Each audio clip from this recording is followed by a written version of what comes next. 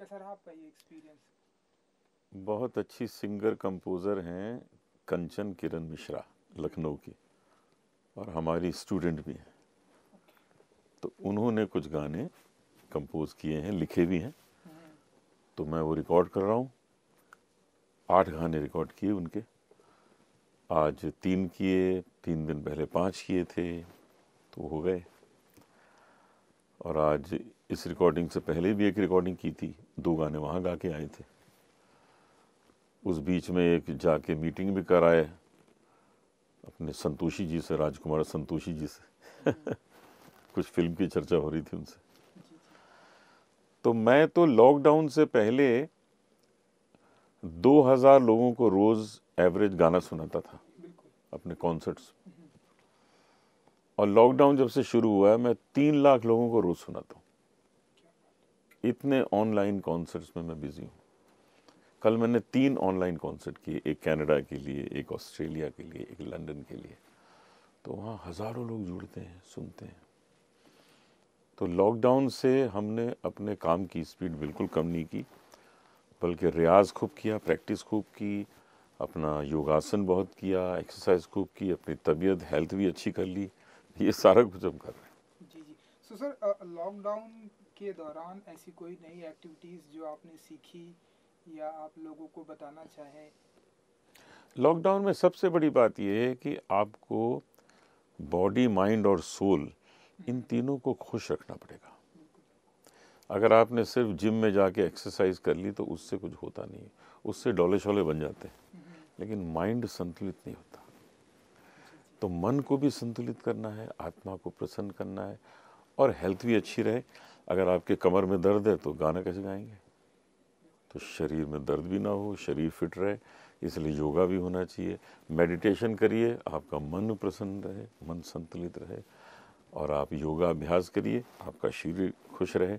भजन गाइए, आत्मा प्रसन्न रहे। जी जी ये जी। सब करते हैं। जी, कहीं ना कहीं सर हम ऐसा माने कि ये एक टिप्स भी है लोगों को कि कोविड से कैसा कैसे बचा जाए। हाँ, यही तो है, यही चीज़ समझिए। और खूब च्यवनप्राश खाइए, सीतोपलादी चूर्ण खाइए। सुबह हल्दी जो है वो चाय की तरह गर्म पानी में पीजिए। एक लहसुन का फाँक खा लीजिए सुबह। और साथ में आंवले खाइए, नींबू खाइए, संतरे खाइए। तो बस इम्यूनिटी इतनी तगड़ी हो जाए कि कोरोना का पूरा ख़ानदान आ जाए तो आपको छू ना पाए। छू ना पाए, जी बिल्कुल। एंड सर हम देख रहे हैं क्योंकि आप बैक टू बैक काम कर रहे हैं, तो सर आप अपने घर से ट्रैवलिंग करते हैं, स्टूडियो आते हैं, माइक पर आप जो है गाना गाते हैं, तो कैसे सारे प्रिकॉशन हम लेते यहाँ हैं? क्या करते हैं, यहाँ आते हैं ना, पहले तो हाथ में ये सब सैनिटाइजर। सैनिटाइज़र लगाते हैं, उसके बाद हम माइक में लगाते हैं, फिर हम काम शुरू करते हैं। तो यहाँ अगर जर्म है किसी के पहले जिसने गाया हो पहले जिसने गाया तो हो। वो ख़त्म हो जाए। क्या बात है। एंड सर हमने लॉकडाउन के दौरान जहाँ पर आर्टिस्ट सोच रहे थे कि उन्हें कुछ काम मिले, उन्हें कुछ ना कुछ वो करे, हमने देखा लॉकडाउन में आपकी पाताल लोक आई, बहुत ही बेहतरीन वेब सीरीज़ जिसमें एक पॉलिटिशियन का कैरेक्टर आपने किया है, बहुत ही स्ट्रॉन्ग है। और उसके बाद अब हम देख रहे हैं कि पंडित दीनदयाल जी के ऊपर जो वो आप कर फिल्म रहे हैं, आई, थोड़ा सा अगर आप बताएं कि कैसा रहा पंडित आप। दीनदयाल उपाध्याय जी जी जी। के ऊपर फिल्म बनी है। हम्म। और वो मैंने उसमें दीनदयाल उपाध्याय जी जब छोटे थे तो उनका टीचर का रोल किया है। हम्म। कल हम सुनील ग्रोवर के शो में शूटिंग करने जा रहे हैं। ओह। परसों से हमारी और जसलीन की जो फिल्म बन रही है उसकी शूटिंग है, वो मेरी स्टूडेंट है। हम्म। तो अ, रोज़ ही कुछ ना कुछ चल ही रहा है। जी। तो थोड़ा सा सर क्योंकि पंडित दीनदयाल उपाध्याय जी जो है उत्तर पंडित भारत के दीनदयाल बहुत ही, उपाध्याय जी तो थे। उत्तर भारत की बहुत बड़ी हाँ, उन्होंने पर्सनालिटी। जनसंघ की स्थापना की थी। हम्म। तो जनसंघ से ही तो सब बना है, बीजेपी वहीं से तो सब आई है। जी बिल्कुल। तो हम जब 7-8 साल के थे तब हम पंडित दीनदयाल उपाध्याय जी को मिले थे, उनको भजन सुनाया था। हम भी शाखा में जाते थे, वंदे मातरम गाते थे अटल जी के साथ। खूब बचपन में हम रहे हैं। नानाजी देशमुख जी के साथ रहे, अडवाणी जी को बहुत पहले से जानते हैं, मोदी जी, अमित जी, इन सबसे हमारे बहुत अच्छे संबंध हैं। पीयूष गोयल जी, तो सबसे हमारे बड़े प्यारे संबंध हैं। तो हम तो देश को प्रगति की ओर ले जाना चाहते हैं बहुत आगे। जी जी। तो सर हम ऐसा माने कि शूटिंग कंप्लीट हो चुकी है और अब दीनदयाल उपाध्याय दीनदयाल तो उपाध्याय फिल्म तैयार है, सेंसर भी हो गई, ओके। अब तो वो रिलीज होनी है, जी जी जी। तैयार है।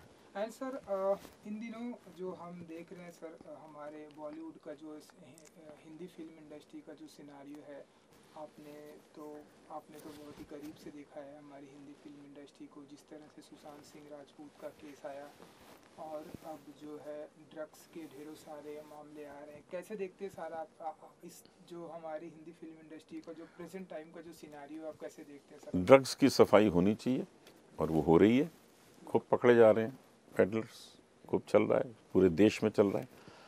और जहाँ तक भाई भतीजावाद है फिल्म इंडस्ट्री में, मेरे हिसाब से बिल्कुल नहीं है। अगर वो होता तो फिर अमिताभ बच्चन कहाँ से आते, शाहरुख खान कहाँ से आते, अक्षय कुमार कहाँ से आते, अंशुमन कहाँ से आते, राजकुमार राव कहाँ से आते। इसका मतलब है कि ये सब कुछ नहीं है यहाँ। अगर टैलेंट है तो आएंगे। अब देखिए पृथ्वीराज कपूर जी के बच्चों में क्या टैलेंट है कि अभी तक करीना कपूर तक काम कर रही है, चौथी पीढ़ी है। तो ये तो तभी संभव है कि अंदर टैलेंट हो, डीएनए स्ट्रांग हो। और जहाँ नहीं है वहाँ वो लोग आते हैं, फ्लॉप हो जाते हैं, एक दो फिल्में लोग अपने बच्चों के लिए बना देते हैं, फिर रह जाता है।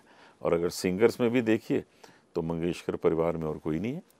मंगेशकर परिवार ने लता जी, आशा जी, उषा जी, मीना जी सब ने गाया, हृदयनाथ जी, उसके आगे पीढ़ी में कोई नहीं है।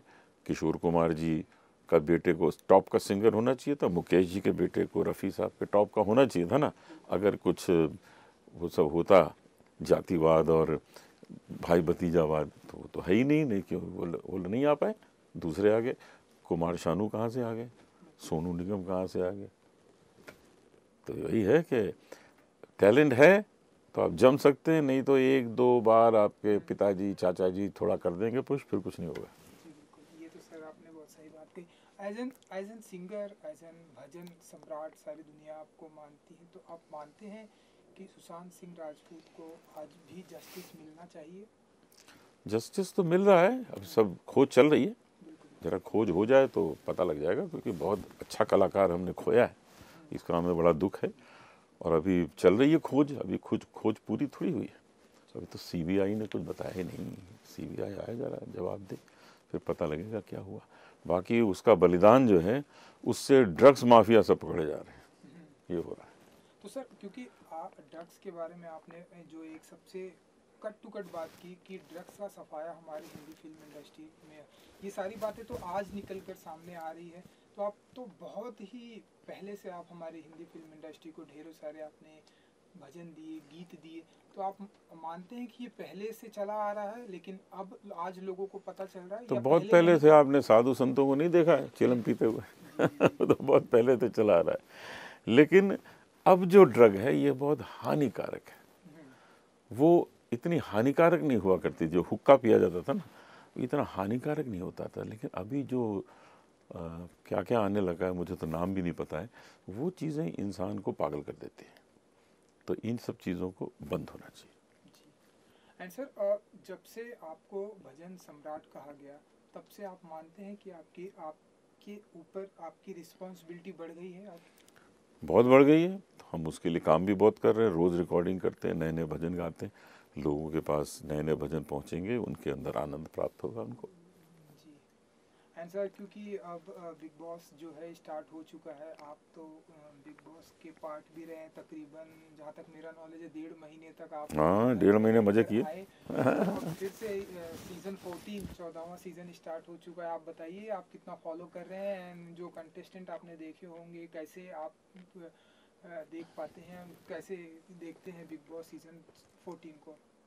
हमने कभी बिग बॉस देखा ही नहीं है, अच्छा। हम सिर्फ खेले हैं। ना हमने उसके पहले देखा था ना उसके बाद देखा है, हम खेले और बड़ा मज़ा आया। हमने अपने एपिसोड भी नहीं देखे, लेकिन कोई ऑफ अपना रिकॉर्डिंग बाद में भी नहीं देखा कभी सर नहीं आपने? देखा, कभी नहीं।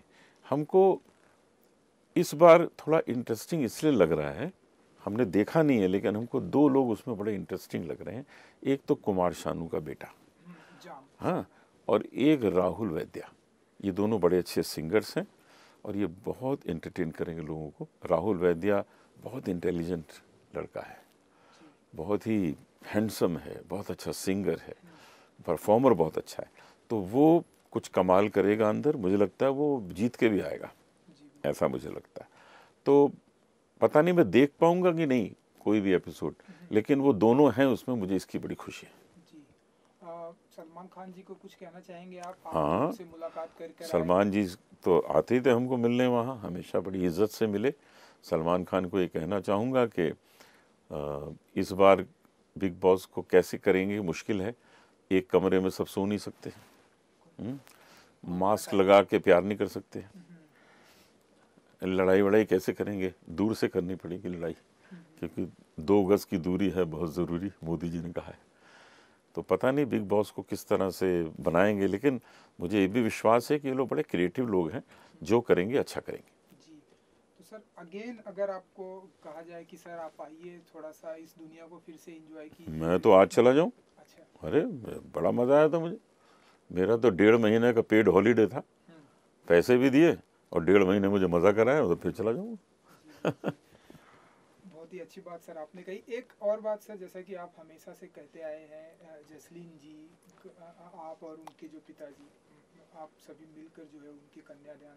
हाँ हाँ हाँ, बिल्कुल बिल्कुल। हमने सुना कि कुछ एक बहुत ही अच्छी साइट से आप जुड़े हुए हैं जो कि लोगों की शादियां करवाते, तो यस यस, जरा बता दीजिए उसके बेटा बारे में। बेटा बेटी, बेटा बेटी। यस, उसमें हम लोगों के रजिस्ट्रेशन आ रहे हैं, हम उनके लिए रिश्ते ढूंढेंगे, उनकी शादी करवाएंगे, और बहुत सी शादियां ऐसी कराएंगे जिनके पास पैसे नहीं शादी करने के, उनको हम अपनी तरफ से खर्च करके उन लोगों की शादियां करवाएंगे, मुफ्त में शादियां करवाएंगे। तो अभी तक प्रोसेस वो चालू हो चुका? शुरू हो गया, हमारे पास रजिस्ट्रेशन आने शुरू हो गए। कुछ तो शादियां आजकल आपने लॉकडाउन का कराई पीरियड है ना, लॉकडाउन के टाइम पे सब स्लो है काम, तो जैसे ये थोड़ा और रिलैक्स होगा फिर हम इस पे काम शुरू कर देंगे। जी सर, जाते आते एक आखिरी सवाल, क्योंकि हमने देखा रिकॉर्डिंग आपने बहुत ही सुंदर की, तो एक अपने व्यूअर्स के लिए, हमारे लिए, हाँ? जो भी फ्यू लाइंस आपकी जो फेवरेट हो।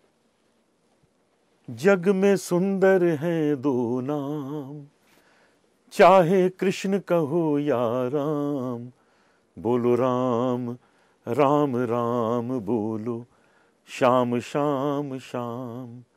माखन ब्रज में एक चुरावे, एक बेर भिलनी के खावे, प्रेम भाव से भरे अनोखे, दोनों के हैं काम, चाहे कृष्ण कहो या राम। अपने फैंस को कुछ कह दीजिए जो आपके हमेशा बेसब्री से आपके अपकमिंग प्रोजेक्ट और आपके गानों का बेसब्री से इंतजार रहता है उन्हें। हमारे जो फैंस हैं उनको मैं धन्यवाद देना चाहता हूँ, पिछले 50 साल से आप लोग मुझे झेल रहे हैं, थोड़ा और झेल लीजिए। हम आपके सामने नई नई चीज़ें लाते रहेंगे, पेश करते रहेंगे और आपका मनोरंजन करते रहेंगे। सर आई थिंक थोड़ा नहीं, और 50 साल, क्योंकि आप 100 साल काम करना चाहते हैं। बिल्कुल करेंगे, सुना है आपके बारे में। हाँ हाँ, हम 50 साल और गाएंगे अभी, बिल्कुल। जी चलिए sir, thank you so much and good luck. Thank you.